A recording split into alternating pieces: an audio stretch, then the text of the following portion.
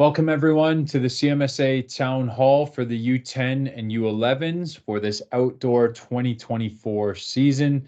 It's lovely to have you. I'm honored to be with you tonight and very grateful for the time that you're sharing with us to both learn more about what CMSA is doing and also some of the league specifics around the U10s and 11 leagues.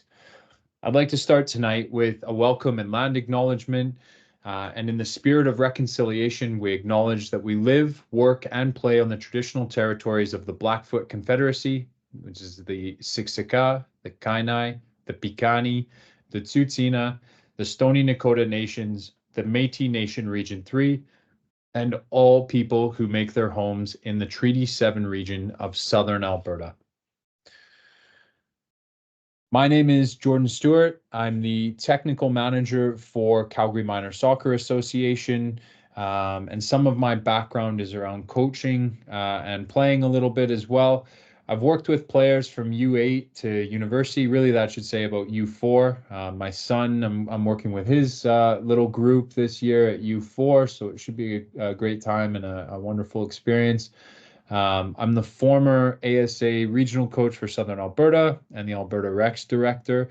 And primarily in that role, my job revolved around player development, around district outreach, so supporting districts and trying to align the game and move the game forward, and then also around coach education.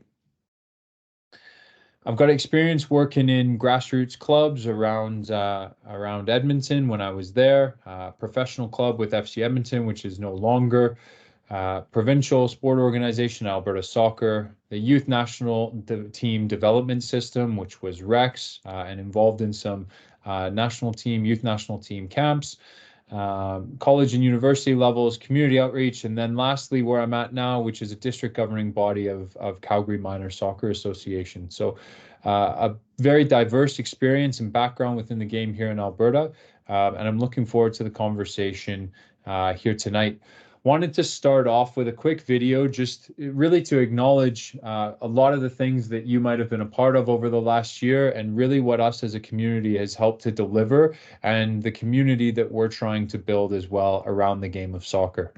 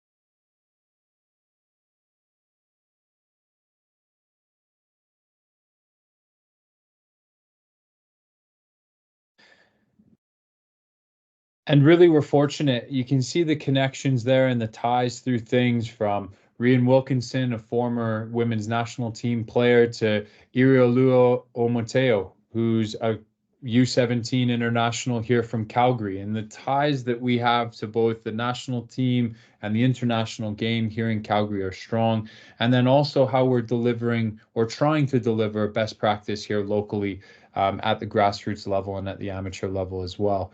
It's an exciting time for the game in this country, and I'm grateful that you're all here. I wanted to give you a quick update on the new technical plan, but it's in a coming soon stage. So it's not quite got the polish on it yet. So it's in coming soon. You'll probably receive an email notifying you of where we're trying to take the game in a technical direction here in this district, and what the next 3 years really look like, building into a home World Cup and then riding that wave on the other side as well. I like to make everyone aware of this image, and this is the Canada Soccer player pathway. So if you're with us tonight, you've likely got a smaller human in your house or that you know that's involved in the game, and this is kind of their pathway. And when you say pathway, you think about a linear journey that just goes straight. Maybe it zigs and zags a little bit, but it's on one road. Well, that's not the way this pathway works, and it's not the way athletic pathways work either. So typically you would enter the game in I'm just going to mark it here in green, in these kinds of ages. Now, I'm not saying that you can't enter at a different one, but you would flow up this diagram from active start into fundamentals and then learn to train.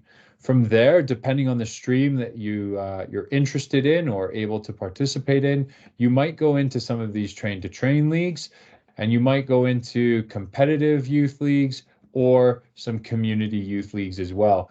And as I go to the next image here, it really gives you some clarity on where people and where organizations are focusing some of their efforts. So Calgary Minor Soccer, we operate in stage 1, 2, 3, and 7. Now, someone's probably thinking, well, what happened to 4, 5, and 6? Well, 4, 5, and 6, we leave to other people. We leave it to the APDL. I don't have a new graphic, unfortunately, but the APDL, which is a standards-based youth leagues, that then would transfer into youth national teams and professional club academies. As they would work their way up, you would end up in senior national teams and full professional football at some level. Maybe that's not your path, and maybe your path is more into a university level, which is U Sports, the colleges, NCAA, or into semi-pro or pro-am levels, which is the USL, the UWS, and League One Alberta to some extent. Maybe that's not your path either, and you want to remain competitive as an adult into Major League, CUSA, or Calgary Women's, or just play socially into CUSA or the Calgary Women's League as well. I hope that gives a little bit of clarity on the pathway and where you can move left and right and how these players will go into there. And so I wanted to make sure that there was an acknowledgement and background information given to you around long-term player development, which is really the core and the foundation of how the sporting structures here in Canada are built, and how this has been adopted around the world as a framework to be administering and delivering sport. So you'll see there on your screen that this is what the document looked like in 2008, 2009 when it was released. And since then, Canada Soccer has refreshed it to the Canada Soccer grassroots standards. And here you'll see that they give out standards across the board for U5 to U6, U7, U8, U9, what we're here tonight, U10s and 11s, and then lastly, the U12s and 13s. We always produce a program handbook, which I would encourage you to review and reflect on. It's available on our website, and really analyze if your club's registration information was aligned and accurate to what we've produced for this outdoor 2024 season. We're proud to announce that all of our clubs have met a certain standard of club licensing. So you'll see on your screen the National Youth Club license holders that exist here in Calgary, and also the current standards for quality soccer holders that exist here in Calgary. We're very proud of our clubs and the work that they put in to make sure that they can achieve certain standards and then adhere to certain standards going forward. If you want more information on this, this is available on Canada Soccer's website, and you can look through this nationally licensed stream for clubs to be licensed within.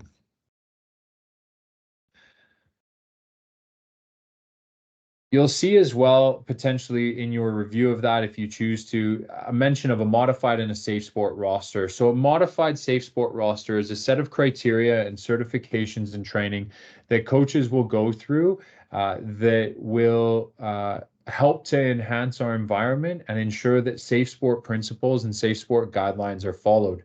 And then you'll see a full safe sport requirement there as well. So what I would do is I'm actually going to skip that and I'm going to go to this because this is the image that we've produced. This is an image that gets distributed multiple times, both to coaches, to parents, to everyone. And this is around our coach training requirements.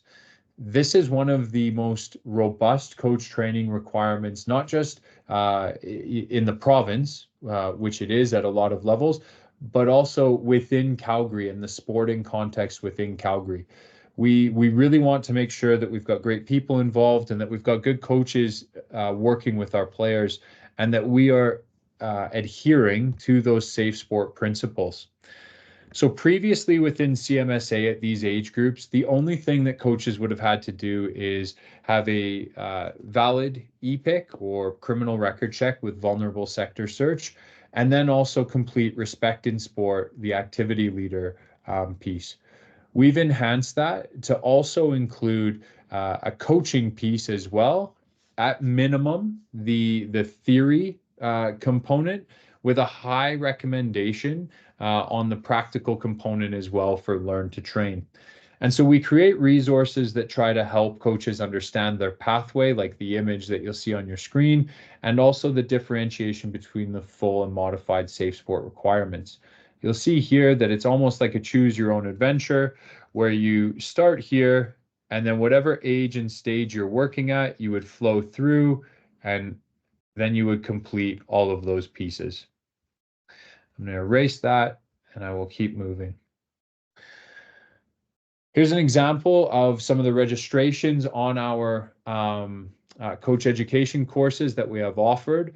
32 coaches completed a Learn to Train a couple of nights ago. And as you can see, some of them are well attended, some of them are not well attended as of yet. It's still early days for some of these dates.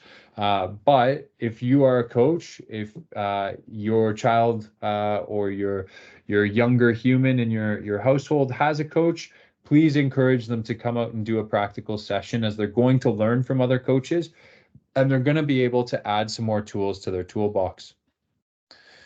There's always a question that comes up around, when are my games? How do you make a schedule? Why in the world do we play on this day? Why can't you schedule them on this day, et cetera, et cetera. So I wanted to give a quick awareness about what this actually looks like and how we build your schedule. Typically, we take the Tier 1 declarations first. This year, we've decided not to, and we asked for a full team entry all at once. So clubs then submit all of the teams that they anticipate having to us on April 2nd of this year.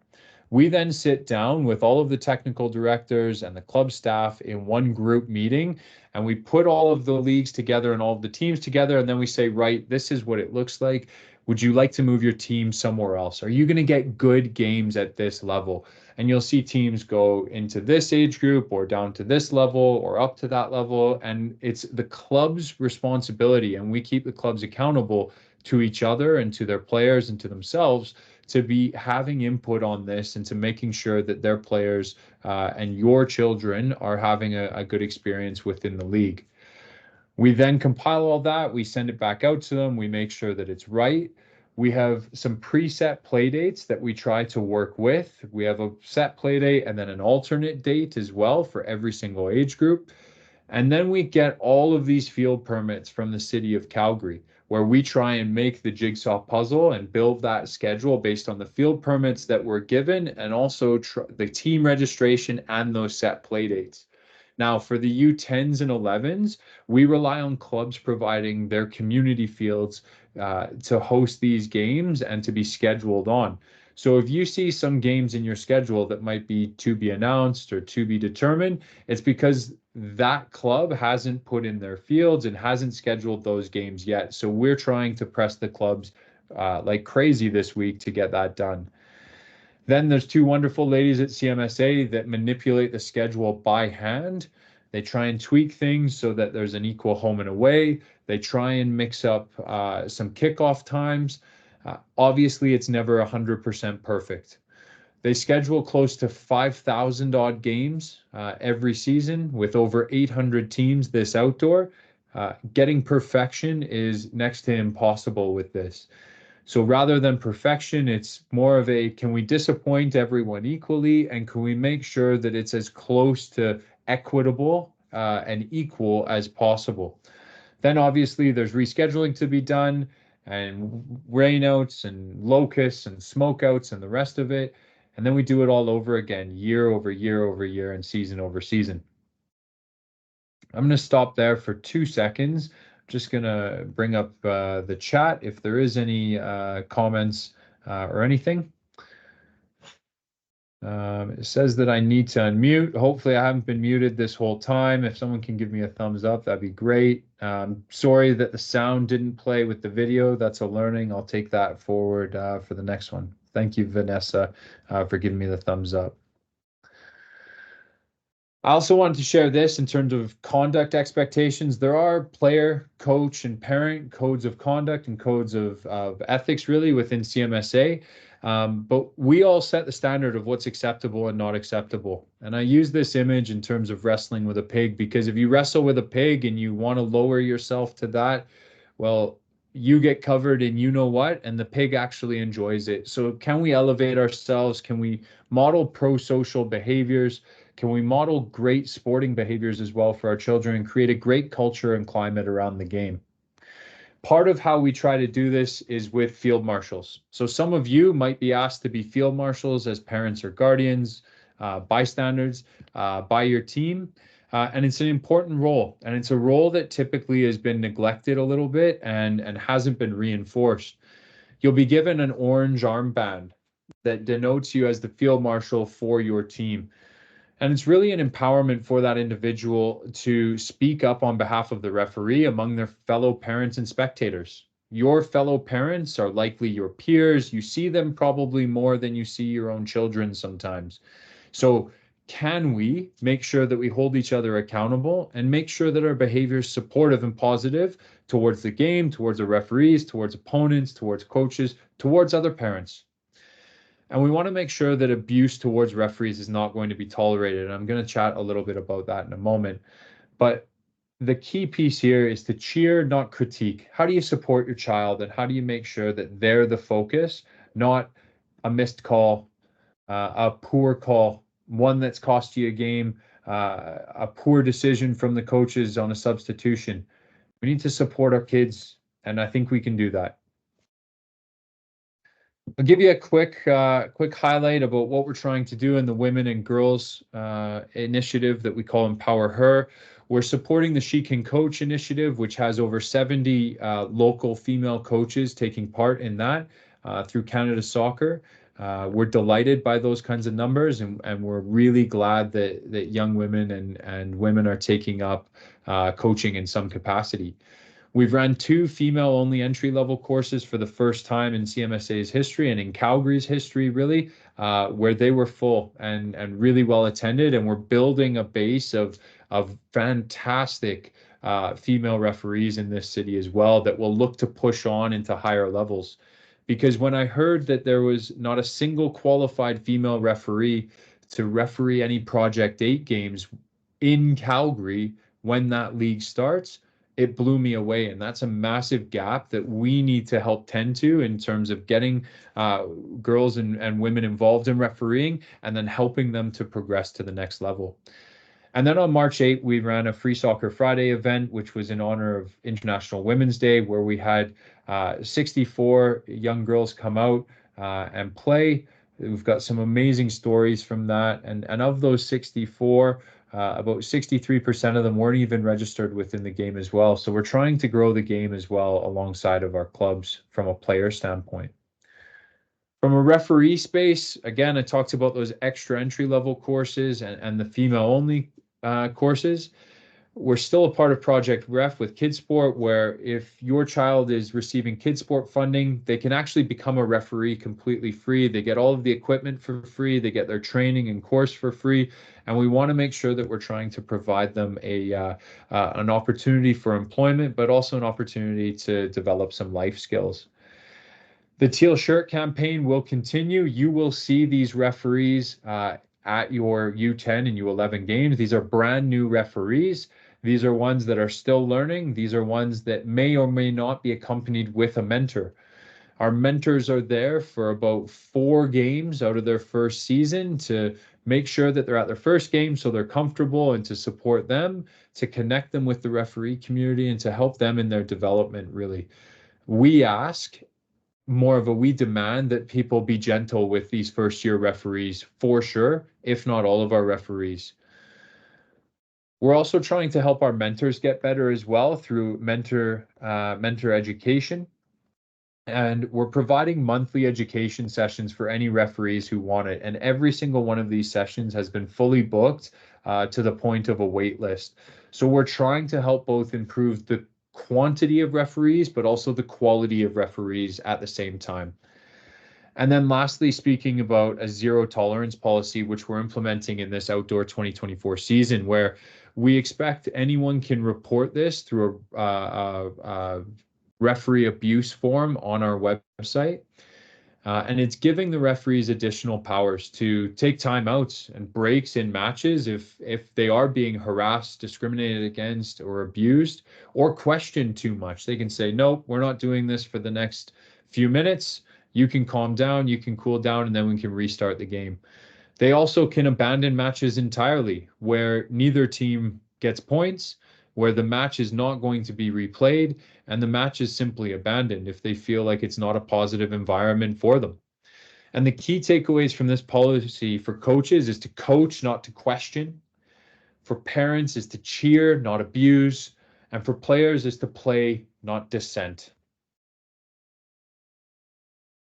The question always comes up throughout the season, usually, well, a referee didn't show up to our game. Well, with 5,000 games, we ran last outdoor season at a 0.02% of those 5,000 games that weren't actually picked up by a referee. So if a referee doesn't show up for your game, maybe their car broke down, maybe they're sick, maybe we couldn't find a backup one and a replacement one given the timelines.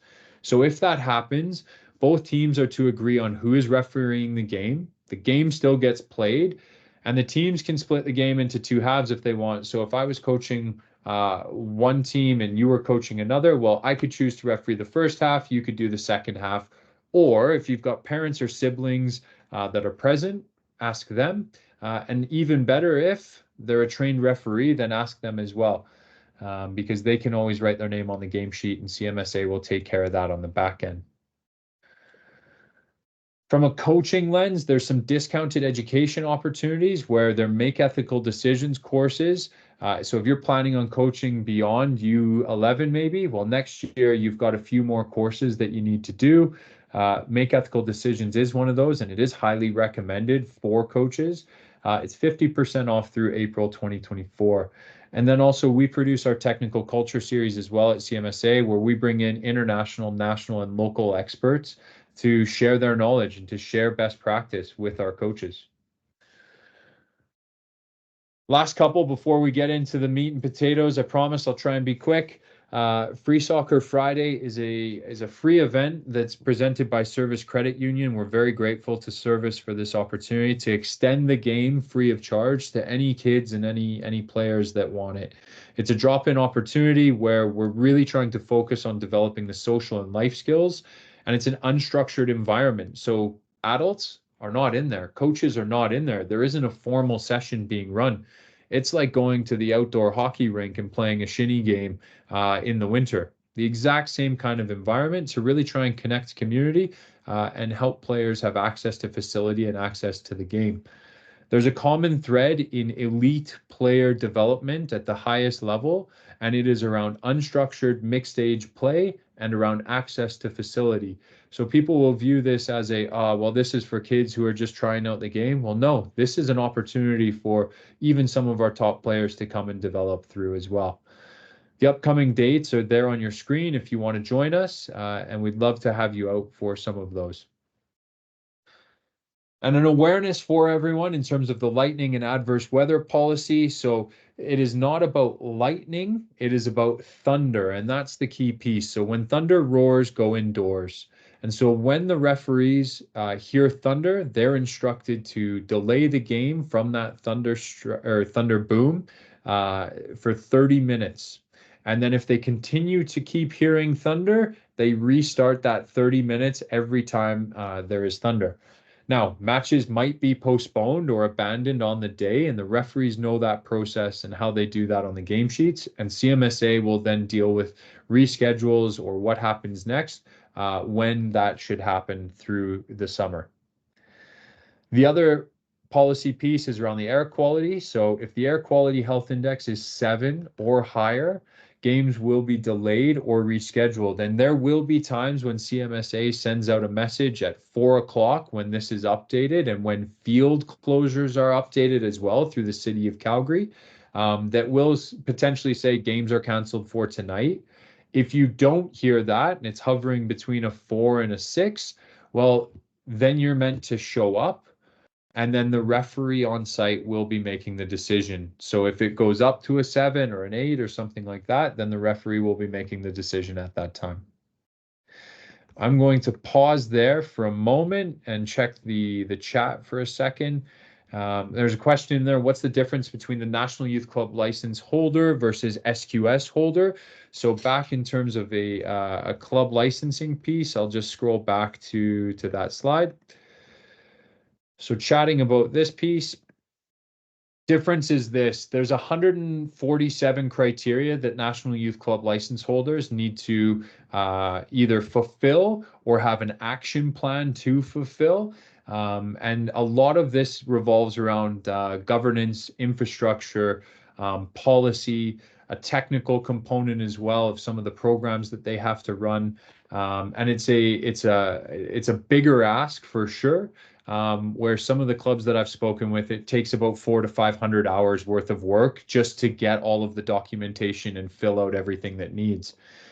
SQS is 32 criteria that the clubs need to have in order to become a licensed club at the SQS level, and they also are around governance. They're around providing a safe and enjoyable environment. They're around coach screening, and it's a kind of introductory level to the licensing stream for clubs.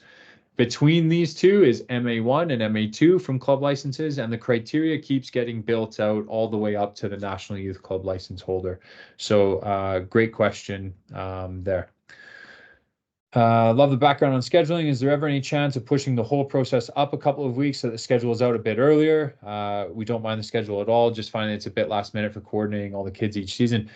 This is something that we constantly wrestle with. If we look to push that up even a few weeks, it really revolves around when we get field permits, when clubs close their registration and have time for an evaluation process that likely doesn't need to be ran anyway. And also some of those admin processes, coach education, referee education, and things like that, that we have to work through.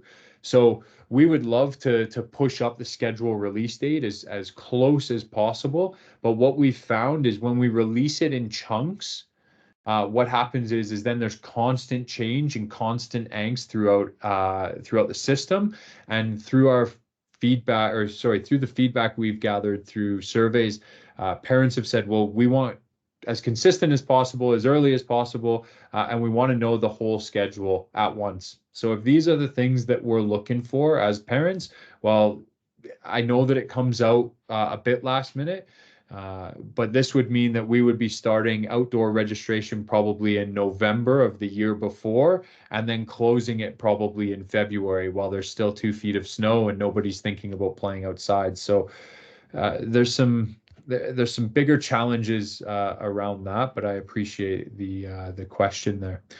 And the last question here, with the schedule for U11, this team did not have a time or field for games that fall when the Storm is a home team. Is there a delay on determining the field? When will this be updated? Again, your U10 and U11 games are scheduled on club fields. So if yours are not scheduled yet, you need to be sending a message to your club, because we're also sending the message downward to the club saying this has to get done ASAP, because people are waiting for it. So I'm not trying to throw clubs under the bus right now.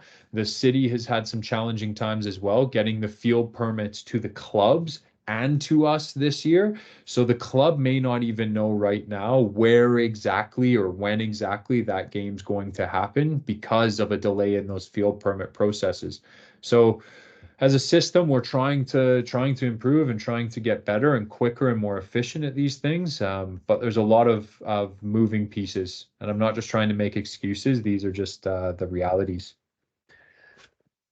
So I'll get back here. I'll get back into it. And if you have questions along the way, please populate the chat, and I'll come back to them in a moment. So for outdoor 2024 with the U10s and 11s, again, we are aligning as close as we possibly can to the Canada Soccer grassroots standards. This is based off of LTPD. This is a modernization and a more recent take on it. And really what it boils down for the 10s and 11s is this, is a 7-a-side format, certain coaching qualifications, which this has been revised. So I would put this in yellow as this has been revised. So don't take that to heart.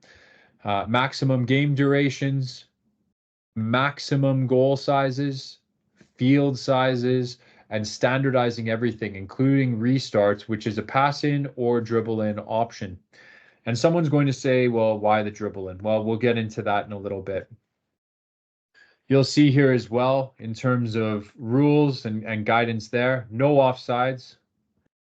You'll see here retreat line if required at 1/3. I'll explain why we choose to do things at the half and why we're just a little bit off full alignment from this. We don't want people traveling super far.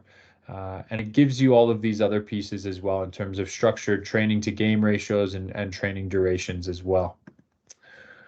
This is available on the Canada Soccer website and on our website, I believe. So if you ever want to reference it, please have a look. There's always questions around, well, what do these things mean? Well, what's dev and what's dev plus? And we determined these words and this language with our clubs, I think a year and a half or maybe even 2 years ago. And what they actually mean. Well, developmental, we want to try and regionalize the play more. We understand that some people want a shorter schedule and that we're encouraging the clubs to place their house league teams in there as well. We've built out 1, 2, and 3 kind of levels in terms of subgroups there to try and have a little bit more meaningful competition in there, and they will play a 10-game season. The Dev Plus is citywide. It's a longer schedule, and again, 1, 2, 3 subgroups, and it's 14 games. They both play in a 7v7 format. What you will notice here is that at no time does it say any sort of ability-based pieces. And so when I go into here and I go into the definitions of each one, well, developmental plus is maybe your child loves soccer. They're looking for a more full-time program and they maybe want more activity per week. That doesn't mean they're better. It has nothing to do with their ability. It has everything to do with their interests and motivations. And then developmental. Maybe they love a variety of activities and you go camping a lot through the summer. Maybe you're looking for a more part-time program and you want less soccer activity per week. That is totally fine. And that is the way that we've tried to structure this and the definitions that we've been giving the clubs. I'll also say one piece around the biobanding initiative. We've renamed it age exemptions. This is to do with some Alberta soccer pieces and some insurance concerns around biobanding and some interpretations of that word. But biobanding really is the process of grouping athletes on the basis of attributes associated with their growth and maturation, so how they're growing, rather than how old they are. Children of the same age can vary considerably in biological maturation, with some individuals maturing in advance or delay of their peers. So you might see giants You might see Davids, you might see Goliaths in the same age group. So we're trying to give those Davids a bit of a chance and allowing them, if they want, and if the club feels it's a good step for them, to be placed in maybe an age group down, so that the physical differences are negated and they can enjoy their experience as well. There is a formal process in place from CMSA that the clubs communicate with each other, they communicate with you, and there are expectations outlined with all of this as well. So don't be surprised if there is an older age player or two that's maybe playing in your team or playing in a team that you're playing against, because we want to try to be inclusive and available for these kids to be able to enjoy the game through. I'll make everyone aware as well of the 7v7 goal standards that we have here and the field standards. The goal size is 6 feet by 12 feet. We will be auditing all of the fields that clubs are hosting their games on this year. And should we find, if they can't adhere to this, because this is year 3 of trying to get to this place, that if they can't budget for this, if they can't host these games, then they won't be hosting the games any longer. We've also developed field standards to ensure consistency around the city, and they will look either like this, or they may not have this, if you would call it 6-yard box that I'm highlighting in green on your screen. They may not have that, depending on who's lining it, as this is a year 1 kind of change to get to this level, and it may not happen right off the hop. But again, standardized field sizes and dimensions. I already kind of covered this piece. Just give me one moment. I'd be remiss if I didn't speak to some of the strategies for managing some potential lopsided games. And when I say lopsided games, it could be a very different scoreline or very spread scoreline. So we've got initiatives like 4 up, 1 up, where if a team is up by 4 goals, the team that's behind can actually throw on an extra player onto the field if they want.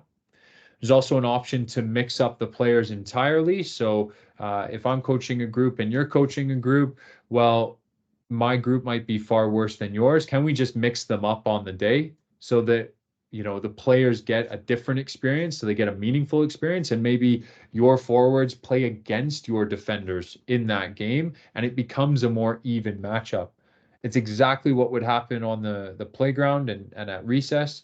So is there an awareness that we can give the game back to the kids and give them something that's going to help them and also empower them as well?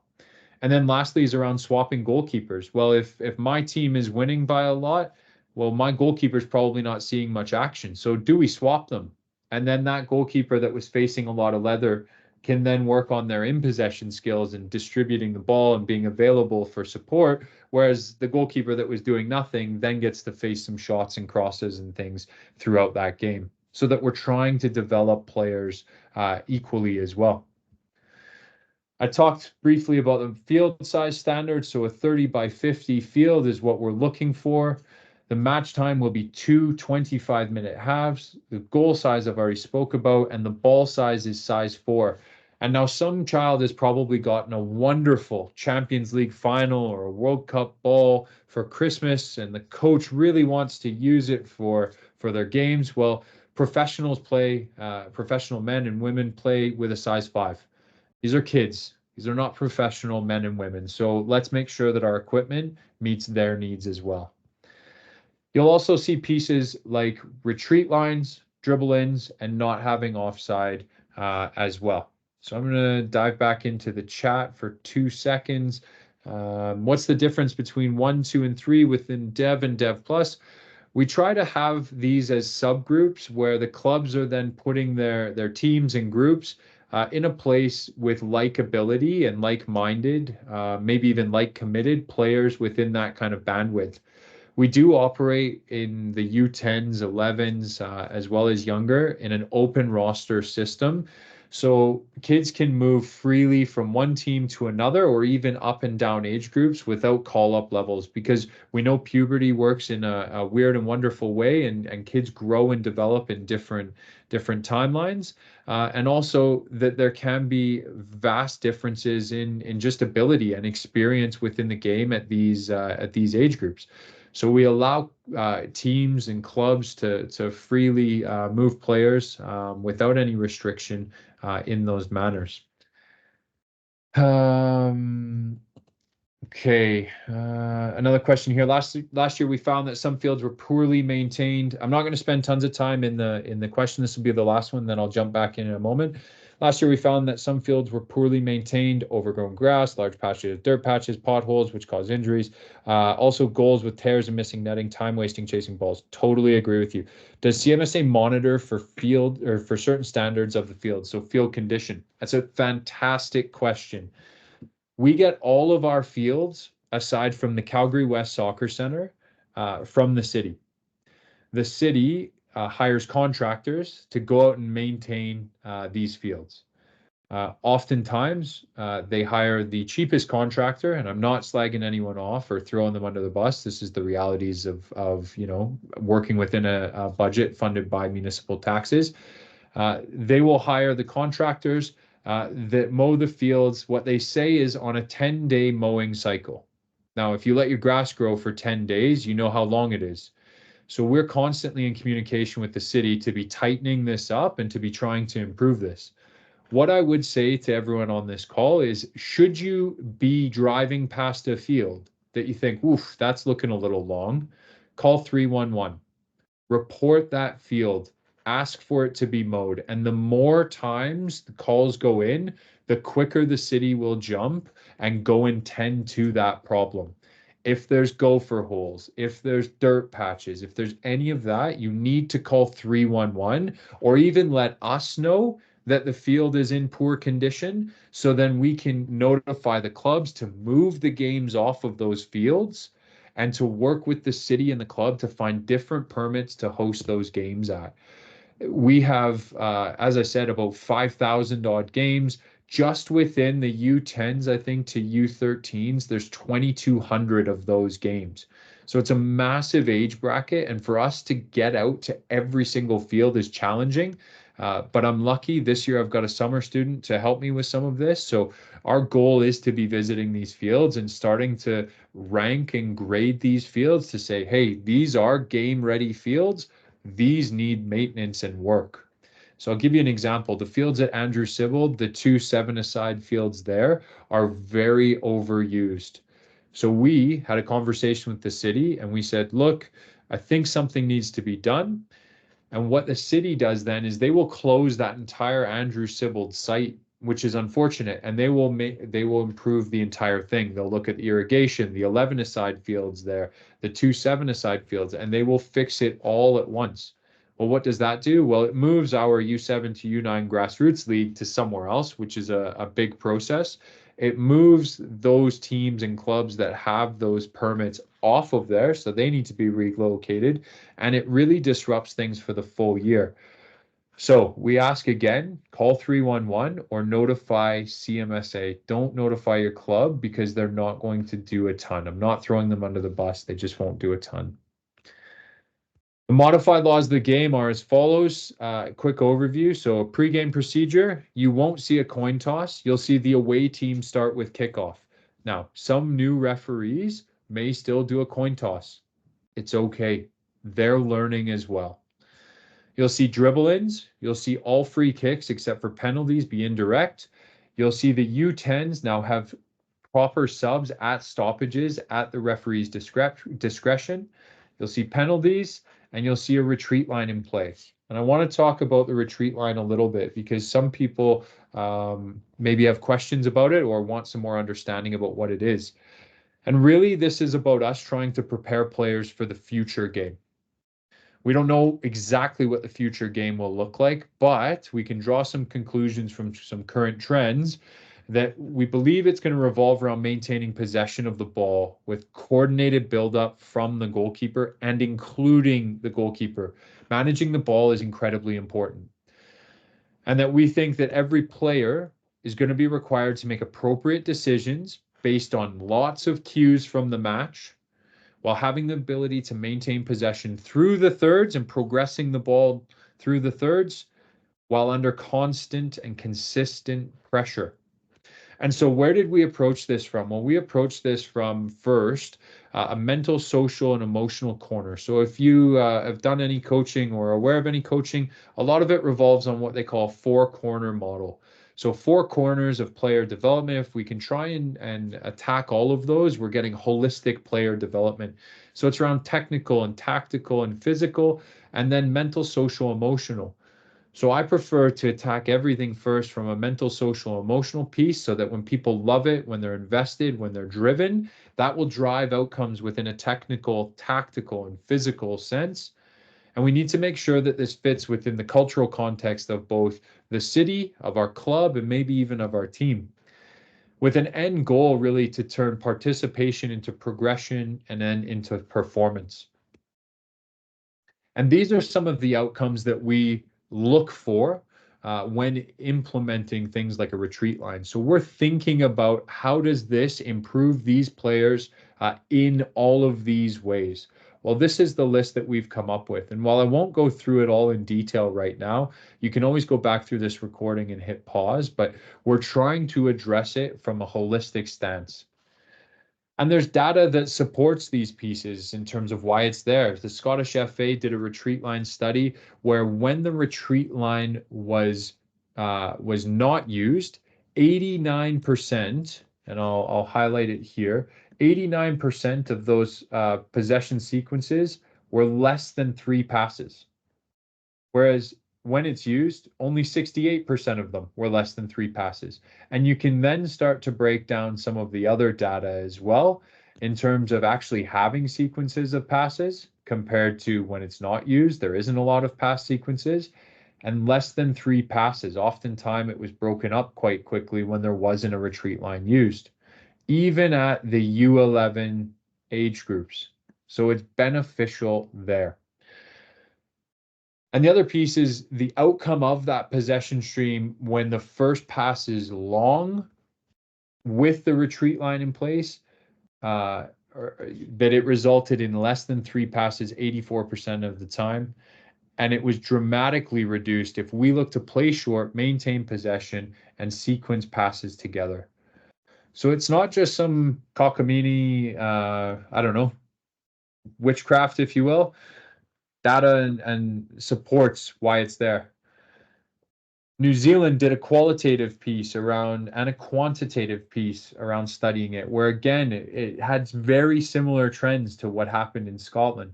And really, it's this piece here that strikes me. There's an increase in playing out from the back when the retreat line was in place from 23% to 76%, which is wild. Teams are more likely to regain defensive positions when it's in place. And when they asked coaches and players what they thought of it, well, they thought, well, it's fairly easy to understand for coaches and for players. It had a positive impact on the team's playing style when out of possession and when in possession.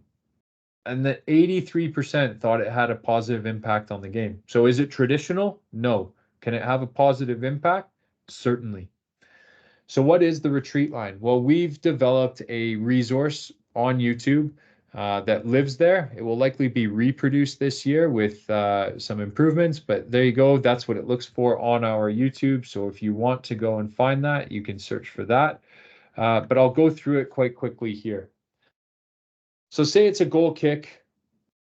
All of the red team needs to drop off behind the halfway line, which is the retreat line. And you'll see here the blue team with the purple goalkeeper, the red team with the yellow goalkeeper, and the black one signifying the referee. So when the ball leaves the goal area is when the team can then look to come and enter the opponent's half and look to press and try and win the ball back. You can also, if you want, take things very short and play the ball to a teammate within the goal area. It's totally allowed and it's no problem. In that case, as soon as that teammate touches the ball, that's when we can then advance and look to try and press and win the ball back. Again, another situation is if there's a free kick to the defending team inside their penalty area and their goal area, you'll hear the referee blow a foul. It's a free kick for them, and that red team would have to drop off behind the retreat line. Again, it can be played out to anyone, and as that ball leaves the penalty area, then they can look to go and press. Okay, so it provides some coordinated pressing structures as well for maybe coaches who want to explore that, players who are ready tactically for things like that. It allows for some more developmental outcomes there as well. Some other options as well. There used to be a rule within CMSA that the ball could not be kicked over half from a goal kick. What that was doing is it was stifling the ball striking abilities of these players, and it was also stifling cue recognition of these players, because right now this blue player is on, and that's a great situation to be playing the ball forward to then create potential goal scoring opportunities. So we want players to be able to recognize that at the end of the day. So that rule is gone, and they're able to play direct and then gain entry into that half quite quickly. Other options are to play short, and again, as the ball leaves the area, we can go in and press. An infraction for the 7-a-side retreat line looks like this. All the players are not across the halfway line. You'll hear the referee blow their whistle. They should be blowing it twice and explaining to that red team to be backing up, getting beyond the retreat line, and then looking to restart play again. I'm going to dive into the dribbling, and then I'll go back to the chat for some questions as well. So the other key rule modification that you'll see is around the dribbling, and you'll see in the bottom right-hand side of your screen that the video is coming soon. So we filmed some match footage to get real clarity and give a visual description on what this actually looks like and how it operates. So ball has gone out of play on the touchline there closest to you. That player, the correct interpretation, must touch the ball a minimum of 2 times and can dribble the ball into the field in any direction. Okay? After they've touched the ball 2 times, they're free to pass the ball if they wish or to continue dribbling. Incorrect would look like this: playing it as a pass in, touching the ball and then passing the ball in, or just directly passing the ball in. You'll hear referees blow their whistle, bring the ball back, and allow the player an opportunity to correct things. Another incorrect interpretation is a goal from the dribbling. So if it's shot from the sideline into there, it is not a goal. Referees will blow their whistle and instruct the ball be brought back and give that player another chance to redo it. So then to dribble the ball in wherever they want, and then continue play from there. This is structured as an indirect restart, so the same way as a throw-in would be if there's any referees in the crowd tonight. Also incorrect from the defending team is being too close to that player who's about to dribble in. You'll have the referee blow their whistle, back that player up to the 3-meter distance minimum that they need to be, and then play will restart there and allow that player to go forward. Okay, I'm going to actually leave it there on that page for a second and go back here. Excellent. So a couple more questions have filtered in. What is the process for moving up or down age levels? So that's around that age exemption process. There's a form that your club fills out. Your club technical staff or leaders will fill that out. They will submit it to CMSA.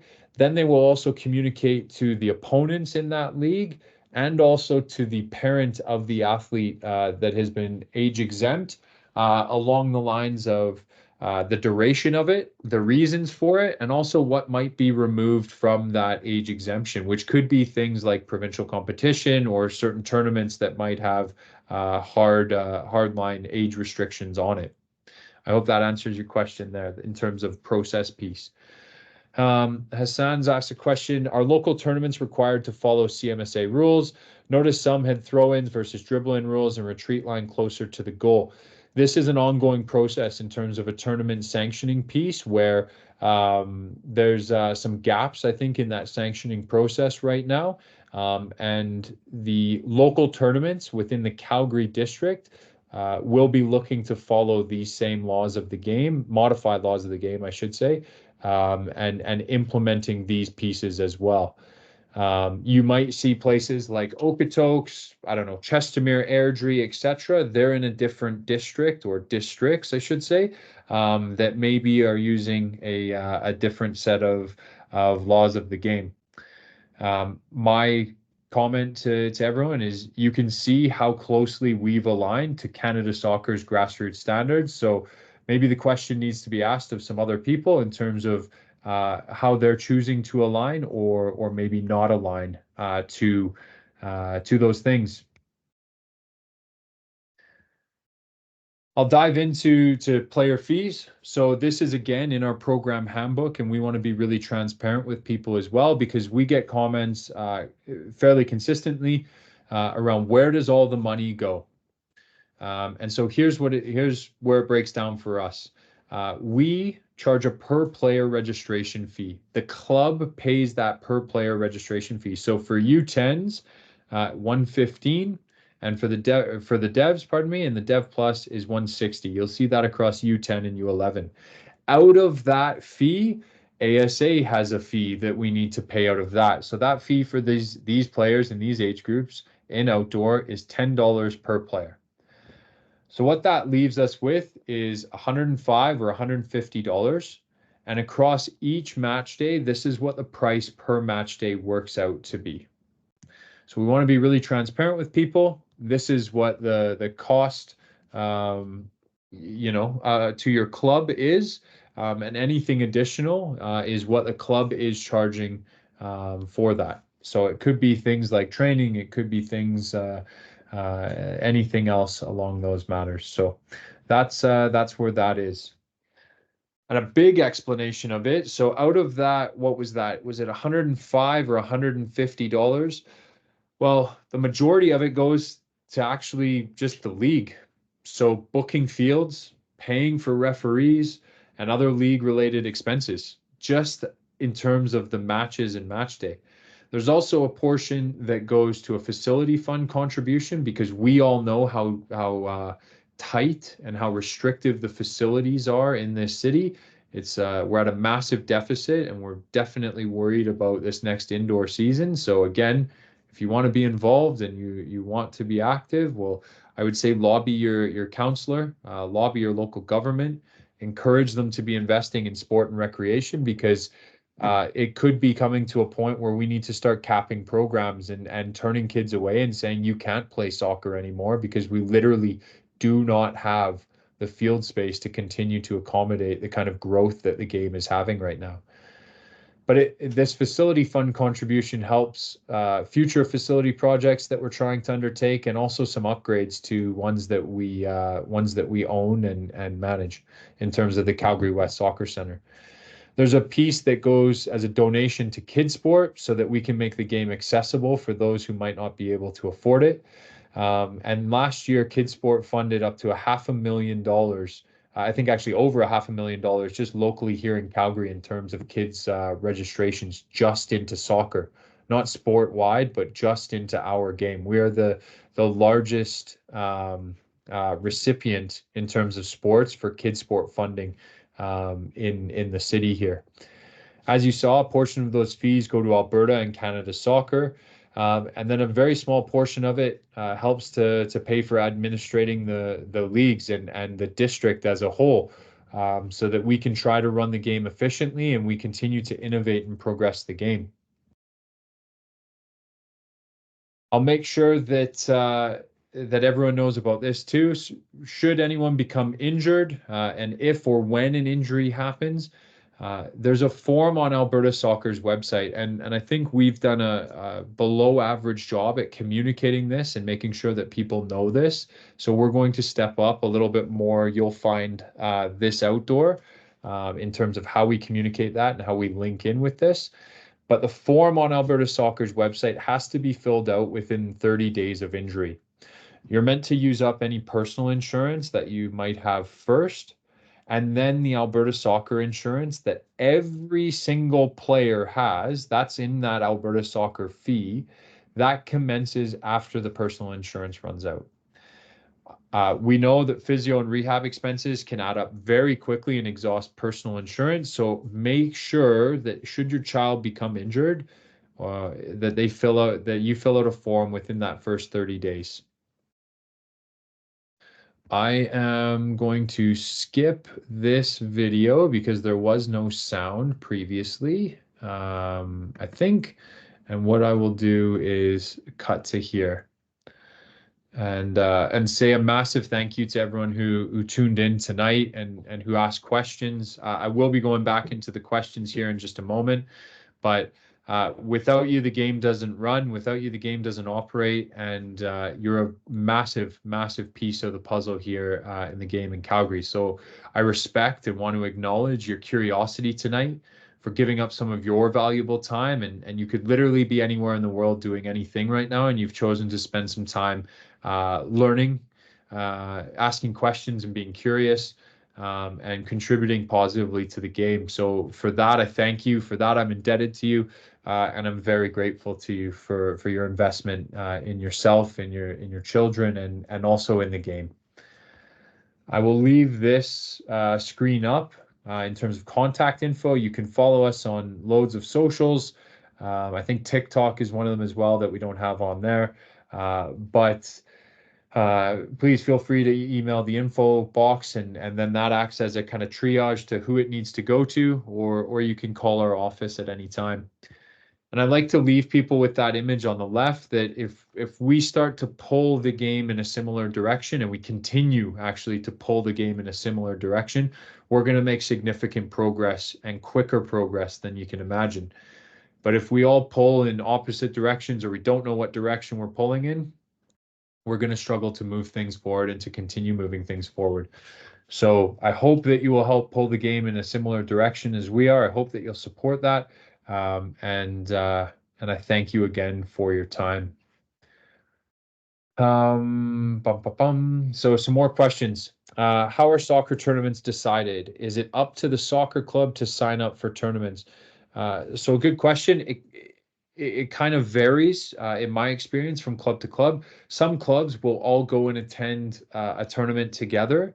Other clubs leave it up to their individual teams to be deciding if they want to attend any tournaments or which tournaments they want to attend. So what I would suggest is to ask your club, what their approach is, and go from there. CMSA hosts a Calgary Cup every single summer. It's usually right in the first kind of couple of weeks of July. I'm sorry that I don't have the dates off the top of my head, but it usually attracts teams from all over Western Canada to come in and play and have a good experience at the beginning of July. So it's one that you might consider registering in. This other one says most trainers and referees are volunteer. Outdoor spaces are on school green space. Price of registration is the same. Is the dispatch of fees equal outdoors to indoors? The fee structure is different indoor to outdoor. I don't have it in front of me right this second, but I do know indoor is more expensive because of facility fees. Ultimately, field rentals are not cheap in this city, and artificial turf fields or any sort of covered play area is at a premium through our winter period. So the fees are higher through the indoor season than they are in the outdoor season, and they also vary from age group to age group. All of those fees that we charge the clubs, we go back to the clubs and to what we call the membership, and they vote on it. So they're the ones who approve that as well and approve our budgets and say, yes, we're going to approve these fees, or no, we don't want to approve these fees. You have to go back and sharpen your pencil a little bit. So the membership and the clubs are the ones ultimately that approve those fees as well. Couple of notes just in the chat that July 5th to 7th is the Calgary Cup. So appreciate that. There's maybe some people who have already registered or are curious or found the info. So thank you for that. I really appreciate it. And if there's any more questions, I'm more than happy to stick around. You can also, again, fire an email into that inbox there or give the office a call. and more than happy to help or sit down and answer any questions that you might have. So I'm going to stop sharing that for a moment, and I'll just await for a couple of minutes. If people are scrambling some things and fingers are furiously typing, and if not, enjoy the rest of your evening, and thank you again for attending and for the questions. Questions have been amazing, so thank you very much for those. You're very welcome. I'm happy that parents that are new to the game, this was helpful. There's also a brand new section of our website. Sorry, I should have mentioned for parents who are brand new. So has simplified laws of the game, has kind of your equipment needs and maybe where you can find some of that stuff, has kind of timelines and what to expect as well. Where if you give me a moment, I will bring that up and I will populate the chat with that. Just give me 2 seconds.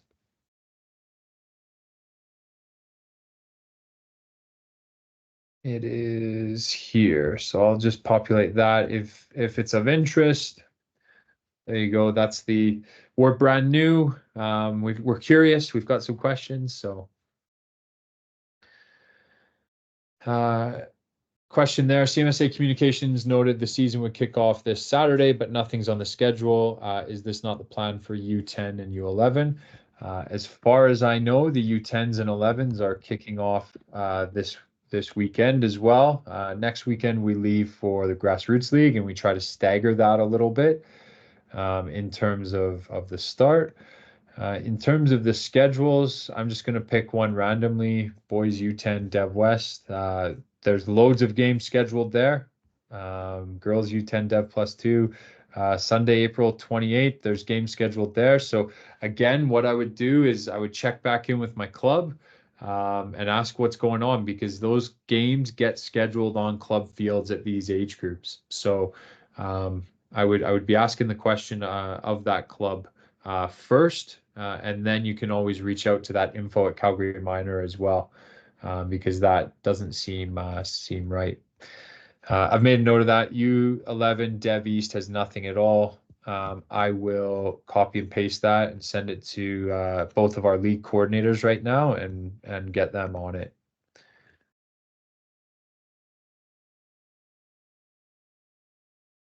There we go. Sent into their chat. So thank you. I appreciate that awareness. Question there. Can teams attend a tournament during the regular season? Are there requests that need to be completed? Yeah, you can attend tournaments. The tournaments are all over the place all summer long. So you can attend those tournaments. There is a rescheduling process, and that can be found again on Calgary Minor Soccer's website. What I would encourage you to do is go through either your coaches or your team manager. And if you are the team manager, no problem. We also have a meeting for team managers tomorrow night in terms of a webinar that's available for any team managers who might be new, and they'll cover that in more detail. And likely have a resource produced as well for those managers to help guide you through maybe those rescheduling processes. But yes, you can attend tournaments through the season as well. Does CMSA have a spot on the website that states changes to league rules and bylaws? It's a great question. All of the rules, in terms of the rules of play or modified laws of the game, it's re-uploaded, and anything that's changed always gets highlighted. So if you notice in any of our documentation, even our rules and regulations, if it's highlighted, it is changed from the previous either season or previous version. So we try to do that so that it helps everyone to know just what the changes are and not have to reread everything through the whole gamut. Is there a link for the webinar tomorrow for the managers? What I will do is I will make a note.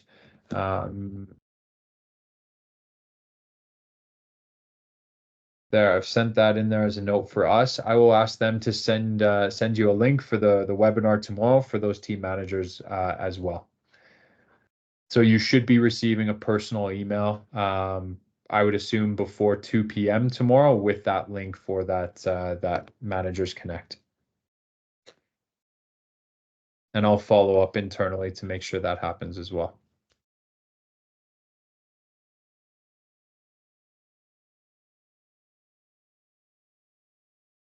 Okay, well, either 18 people have fallen asleep, or they just like to listen to me, which is never a good thing.